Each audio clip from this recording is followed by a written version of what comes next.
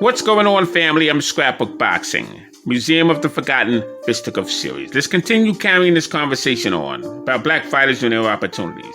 Now, here's a man who did get an opportunity. His name was Bojack, better known as Sidney Walker.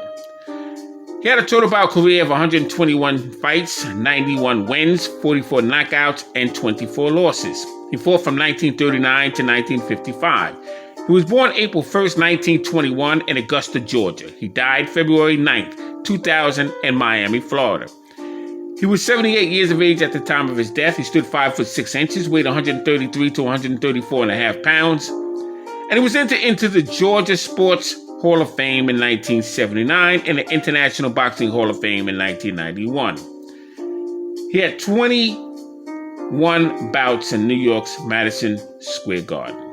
That's amazing. He became a New York Sack mandatory when he knocked out Ali Stoltz of New Jersey. He fought him in New York's Madison Square Garden, August 1941. Now, Ali Stoltz was a very, very good fighter. You don't hear about him. He was from New Jersey. I had the pleasure of meeting him. I met Young Terry. I met Charlie Fuseri. Trying to think of all of the guys I met in that dinner. Plenty of them. But Ali Stoltz was something else. And his impressive victories over Fitzy Zivic and Henry Armstrong in 1943 in New York's Madison Square Garden. Here's the thing about 1943. Ezra Charles would take on Jimmy Bivens. Ezra Charles would also take on Lloyd Marshall. Ray Robinson would take on Jake LaMotta twice and Jackie Wilson of California, as well as Henry Armstrong. And Bojack took on Henry Armstrong in 1943 as well. As I stated, he took on Fitzy Zivic. 43 was some year to watch great fighters in action.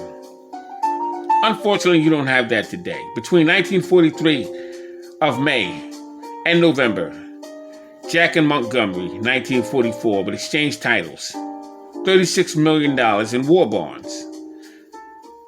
The fight took place in New York's Madison Square Garden. Between 1948 and 1955, Bojack and Ike Williams would have their wars. 1948, Bojack would take on Ike Williams in Philadelphia, and what a fight that would be. 6 rounds. Bojack was pinned to the corner, and the referee would stop the contest. Why did he stop the contest? Because Ike Williams would throw over 37 unanswered punches, head and body, virtually beating Bojack half to death. But what a warrior Bojack was. He would face Ike Williams again. In fact, they both retired in 1955, facing one another. Both of them retired after that fight in Augusta, Georgia. And Bojack would be one of the most courageous fighters that I had the pleasure of meeting. Met him and Ike Williams, Bob Montgomery, Jackie Wilson, a lot of these guys. I have the pleasure of meeting them. And Sammy Ingot, Petey Scalzo were all fighters that Bojack would be in the ring with. Now, he would get the New York Sack Lightweight Championship belt that was vacant by Sammy Ingot when Bojack would face Tippy Larkin. Tippy Larkin was another fighter out of New Jersey that I had the pleasure of meeting. And he had 19 main event fights in Madison Square Garden. Bojack had 21. And Bob Montgomery would lose his New York Sack Lightweight Championship title to Bojack after Bojack lost it to Bob Montgomery. Bojack would defeat Bob Montgomery November 19, 1943 in New York's Madison Square Garden in front of a crowd of 17,466.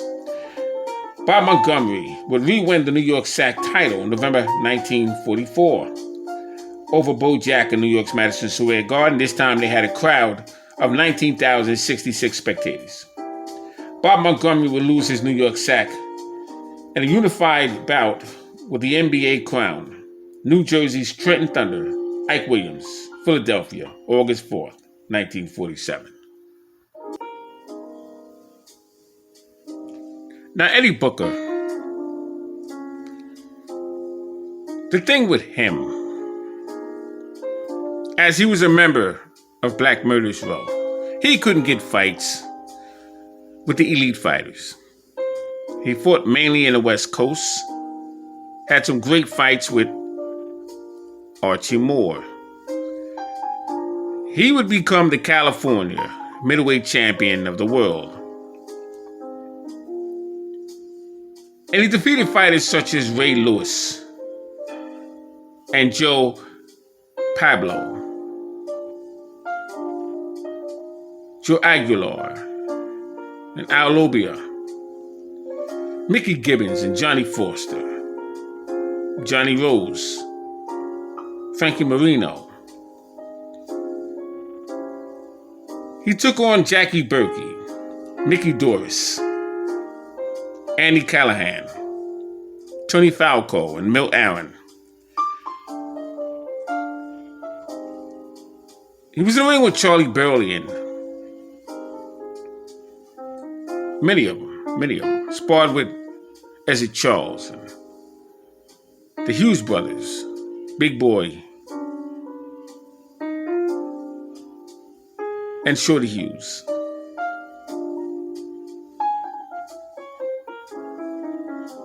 You see, Eddie Booker was a fascinating fighter. Jack Chase, Lloyd Marshall, all knew who Eddie Booker was.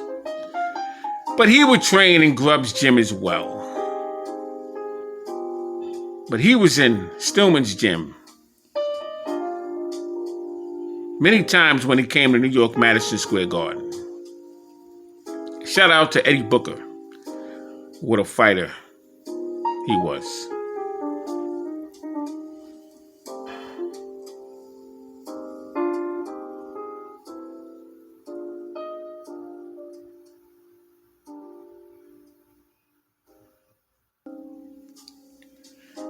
Now, the last fighter I want to talk about that trained in Grubb's gym as well when he passed through, as well as Stillman's gym, was Ezra Charles, Ezra Mac Charles, out of Cincinnati. He was known as the Cincinnati Cobra.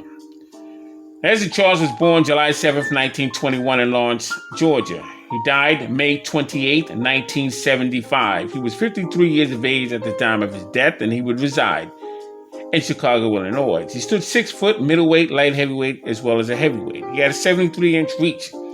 He would become the world heavyweight champion in 1949. He would win the NBA strap that was vacated by Joe Louis against Jersey Joe Walcott. He had a total bout career of 121 bouts, 95 wins, 52 knockouts, 25 losses. He'd be in the ring with Ken Overland and Eddie Booker, Booker Beckworth, Rex Lane, Elmer Violent Ray, Teddy Urod, Joey Maxim. He faced Lloyd Marshall, Sam Baruti, Jimmy Bivens, Archie Moore, Gus Lesnievich, Jersey Joe Walcott, Joey Maxim 5 times, Joe Louis, Charlie Burley, Bob Satterfield, Tommy Hurricane Jackson, Rocky Marciano twice in 54, Harold Johnson, Nino Valdez, Jimmy Bivens. What a fighter Ezra Charles was. When he took on Jimmy Bivens in 1943 and Lloyd Marshall that same year,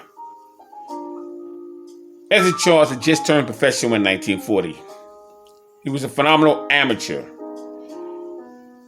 And I have Ezra Charles, greatest light heavyweight champion, who never won a title. He was an outstanding and phenomenal middleweight who was refused opportunities by Tony Zale. Gus Lesnievich refused to give a title shot to both Archie Moore and Ezra Charles. So shout out to Ezra Charles. All black fighters that didn't get opportunities. Some got them towards the end of their career. Some got them in their prime. But what they had to go through to even get a shot was almost criminal. It hurt their legacy. It certainly didn't help boxing. The fights that needed to be promoted. When you shut out fighters, or when fighters don't take the opportunities that are their legacy fights. You see, as modern boxing reveals itself, you only have so many mega and legacy fights available to you. You have about 3 or 4 names in your whole career. Those are the fights that you work towards. Those are the fights that you fight for to get. And when they come, you take them. If it's less money, you take them. If it's a risk, you take it. Because you don't get those opportunities often. And when I look into the record books and see your name not attached to your legacy opponent, you immediately get eliminated from top 10 conversations. Doesn't matter how good of a fighter you were.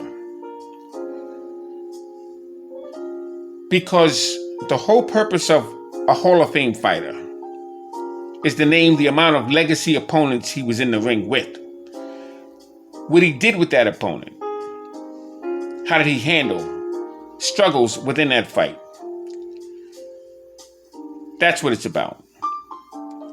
I'm Scrapbook Boxing. Museum of the Forgotten Fisticuffs series. The men that I have mentioned in these videos all took on their legacy fights when the opportunity presented himself. That's what made them great. If they fought 20 times in a month and they have 3 Hall of Famers in that month of 23 fights, 32 fights, 18 fights, whatever it is, do you possibly think a fighter who has done less than that would be above him? You got a lot of learning to do. Peace.